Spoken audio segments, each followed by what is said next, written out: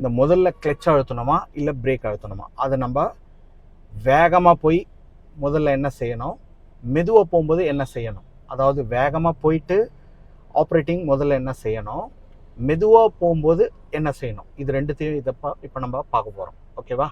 Clutch அழுத்தி நீங்கள் நார்மலாக கியரை போட்டு ஓட்டுங்க. நான் எப்போ வண்டியை ஸ்டாப் பண்ண சொல்கிறேனோ அப்போ என்ன வேகம் இருக்குதோ அதுக்கு தகுந்த மாதிரி நம்ம வண்டியை ஸ்டாப் பண்ணணும். ஃபஸ்ட் கியர் ஒரு முறை சொல்லி கொடுத்துறேன். கை வைங்க.